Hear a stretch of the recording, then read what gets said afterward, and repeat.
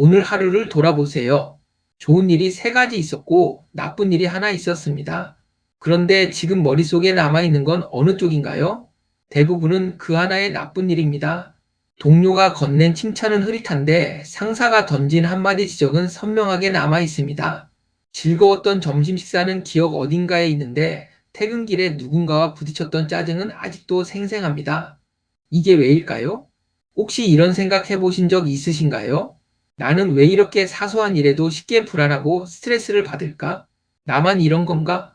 내 성격에 문제가 있는 건가? 오늘 그 질문에 답해드리겠습니다. 결론부터 말씀드리면 여러분에게는 아무 문제가 없습니다. 오히려 여러분의 뇌는 수백만 년의 진화가 만들어낸 정밀한 생존 기계입니다. 다만 그 기계가 지금 이 시대와 약간 어긋나 있는 게 문제죠. 오늘은 그 어긋남의 정체를 파헤치고 그렇다면 우리가 어떻게 행복을 만들어낼 수 있는지까지 이야기하겠습니다. 부정 편향의 진화적 기원, 현대 사회와의 미스매치, 그리고 긍정 감정을 직접 설계하는 방법. 이 세 가지입니다. 길을 걷다가 발 앞에 뭔가가 있었을 때 무의식적으로 뒤로 물러난 경험 있으신가요? 알고 보니 그냥 호수였거나 막대기였거나 그 순간 여러분은 야, 나 또 쫄았네 하며 웃었을 겁니다. 하지만 그 0.1초의 반응은 여러분이 의식적으로 선택한 게 아닙니다. 내가 먼저 작동한 겁니다. 심리학에서는 이것을 부정편향, 영어로 네거티버티 바이어스라고 부릅니다. 긍정적인 자극보다 부정적인 자극에 더 강하고 빠르게 반응하는 뇌의 특성입니다. 이게 얼마나 강력한지를 보여주는 연구가 있습니다. 심리학자 존 카시오포는 사람들에게 긍정적인 이미지와 부정적인 이미지를 보여주면서 뇌의 전기활동을 측정했습니다. 결과는 명확했습니다. 부정적인 이미지를 볼 때 뇌의 반응이 훨씬 크고 빠르게 나타났습니다. 즐거운 사진과 불쾌한 사진이 동시에 주어졌을 때 뇌는 불쾌한 사진을 먼저 처리했습니다. 또 다른 연구도 있습니다. 연인 관계를 오래 유지하는 커플들을 분석해보니 안정적인 관계를 유지하는 커플들은 긍정적인 상호작용과 부정적인 상호작용의 비율이 평균 5대 1이었다는 겁니다. 긍정 5개가 있어야 부정 하나를 상쇄할 수 있다는 얘기입니다. 나쁜 것 하나에 무게가 좋은 것 5개에 맞먹는 겁니다. 직장에서도 마찬가지입니다. 상사에게 10가지 칭찬을 들어도 한 가지 비판이 그날 하루를 지배합니다. 손님 10명이 맛있다고 했는데 한 명이 별점 하나를 남기면 그 리뷰가 밤새 머릿속을 맴돕니다. 이게 우리의 나약함이 아닙니다. 설계입니다. 시간을 약 300만 년 전으로 되돌려 봅시다.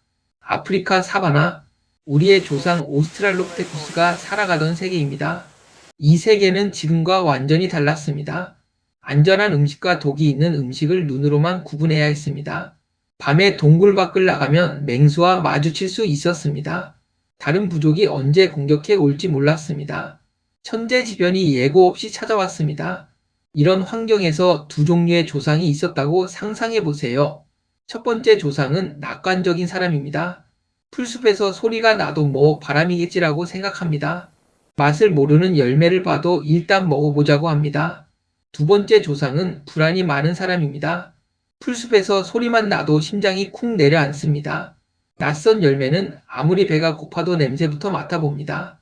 수백만 년이 지난 지금 누구의 후손이 우리일까요? 두 번째 조상입니다. 낙관적인 첫 번째 조상은 어느 날 사자에게 잡아먹혔거나 독버섯을 먹고 쓰러졌습니다. 불안한 두 번째 조상은 조심스럽게 살아남아 자손을 남겼습니다. 그 자손의 자손이 지금 이 영상을 보고 있는 여러분입니다. 즉, 부정적인 감정에 예민한 것은 수백만 년에 걸쳐 자연 선택된 형질입니다. 생존에 유리했기 때문에 살아남은 특성입니다. 뇌에서 이 역할을 담당하는 부위가 있습니다. 편도체입니다. 아몬드 모양의 이 작은 뇌 구조는 위협을 감지하는 경보기 역할을 합니다. 뭔가 위험하다는 신호가 들어오면 뇌의 이성적 판단을 거치기 전에 먼저 스트레스 반응을 일으킵니다. 0.1초 안에. 생각보다 먼저 몸이 반응하는 이유가 이겁니다. 이 시스템은 사자가 뛰어드는 세계에서는 완벽하게 작동합니다. 생각하고 있다가는 이미 잡아먹힙니다. 먼저 도망치고 나중에 생각하는 게 맞습니다. 문제는 지금입니다. 지금 우리가 사는 세계는 100년 전과 비교해도 놀라울 정도로 안전합니다. 길거리에 사자가 없습니다. 마트에 가면 안전하게 검사된 음식이 진열되어 있습니다. 낯선 사람을 만나도 대부분의 경우 그 사람이 저를 해치지 않습니다. 그런데 우리의 편도체는 이 사실을 모릅니다. 뇌는 수백만 년 전 그 사바나를 기준으로 설계되어 있습니다. 환경은 급격히 바뀌었지만 뇌는 아직 거기 있습니다. 그래서 이런 일이 벌어집니다. SNS에 댓글 하나가 달렸습니다. 이게 뭐야? 별로네요. 그 순간 편도체가 경보를 울립니다. 사자가 뛰어드는 것과 같은 강도는 아니지만 같은 회로가 작동합니다.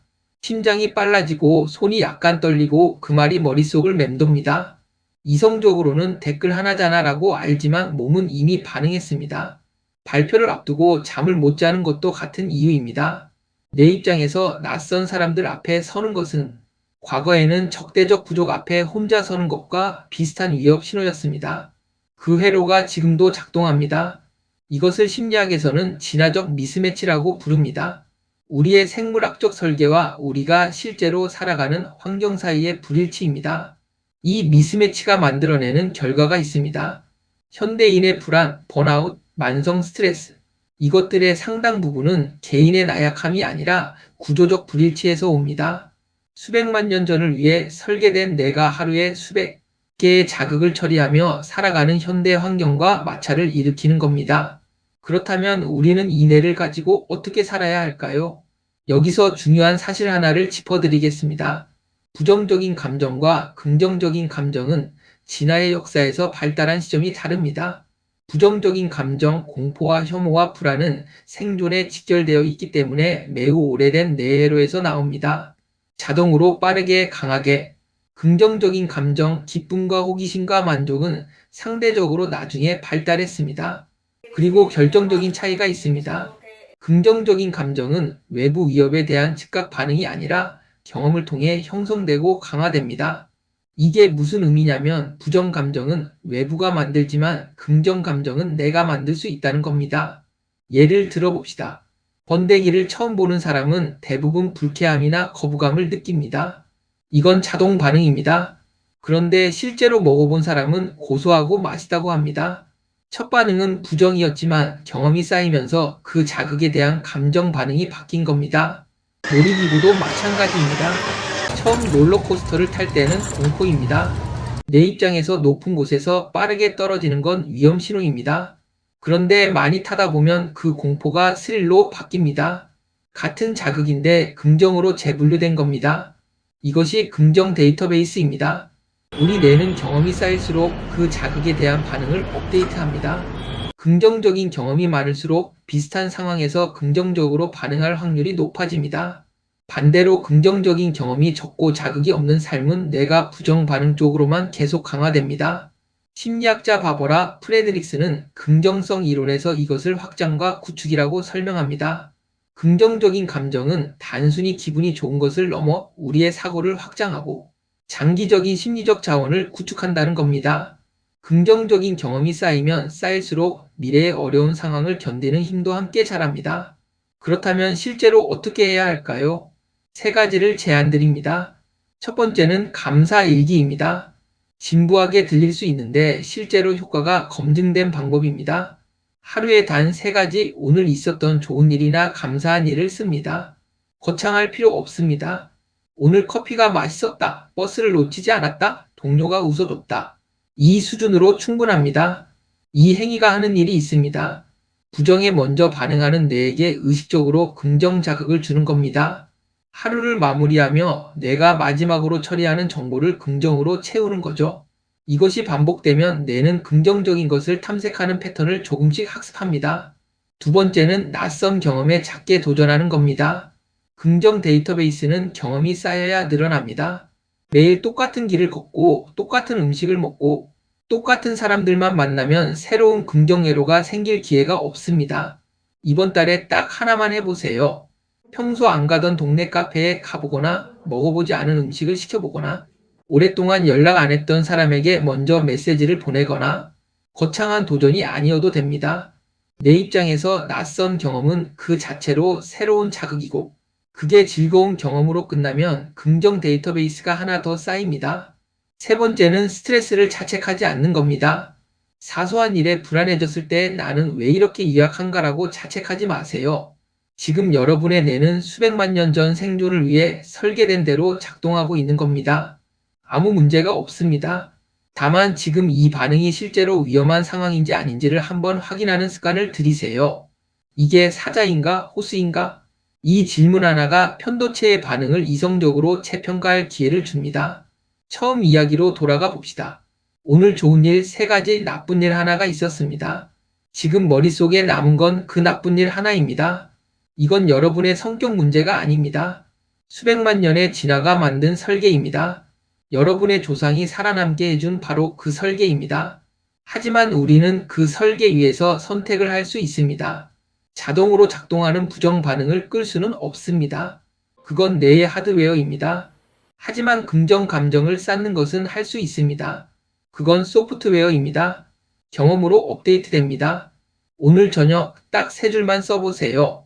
오늘 있었던 좋은 일 3가지. 아주 작아도 됩니다. 그게 여러분의 뇌가 긍정 데이터베이스를 쌓는 첫 번째 줄입니다.